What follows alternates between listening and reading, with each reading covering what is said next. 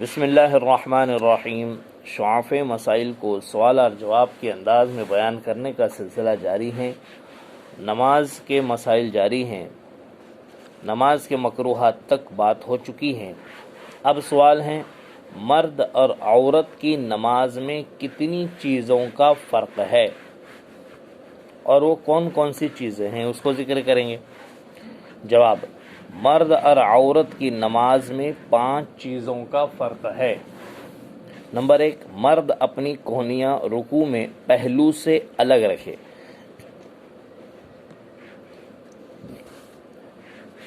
اور عورت اپنی کہنیاں پہلو سے ملائے رکھیں۔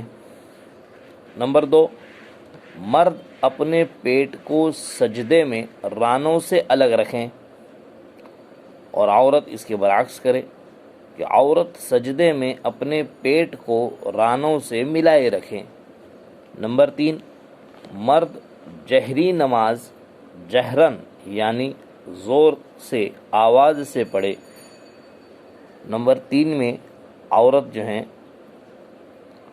جہری نماز اجنبی مرد کی موجودگی میں آہستہ پڑھے، سرن پڑھے۔ نمبر 4، نماز میں بھول ہو تو مرد سبحان اللہ کہیں، اور نماز میں عورتوں کی نماز میں بھول ہو تو عورت دائیں ہاتھ کو بائیں ہاتھ پر مارے۔ نمبر 5، مرد کا سطر ناف سے گھٹنے تک ہے، چہرہ اور ہتھیلی کے علاوہ عورت کا پورا بدن سطر ہے۔ تو اتنی چیزیں ہیں جس میں مرد اور عورت کی نماز میں فرق ہے، یہ 5 چیزیں لازم ہیں۔ اب سوال ہے، رکوع کی ضروری مقدار کیا ہے؟ جواب، رکوع کی ضروری مقدار یہ ہے کہ کھڑا ہو کر نماز پڑھنے والا اتنا جھکے جس میں اپنے دونوں ہتھیلیوں کو گھٹنوں پر رکھنے کا ارادہ ہو تو رکھ سکے۔ اس مقدار سے اگر کم ہو تو رکوع ادا نہ ہوگا۔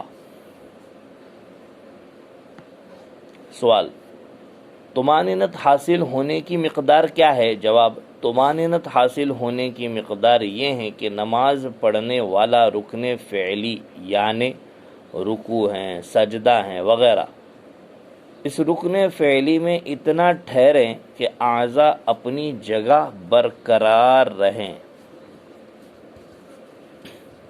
سوال، درود کی مقدار مکمل مقدار کیا ہے؟ جواب، درود کی مکمل مقدار یہ ہے، اللہم صلی علی محمد وعلی آل محمد کما صلیت علی ابراہیم وعلی آل ابراہیم وبارک علی محمد وعلی آل محمد کما بارکت علی ابراہیم وعلی آل ابراہیم فی العالمین انک حمید مجید۔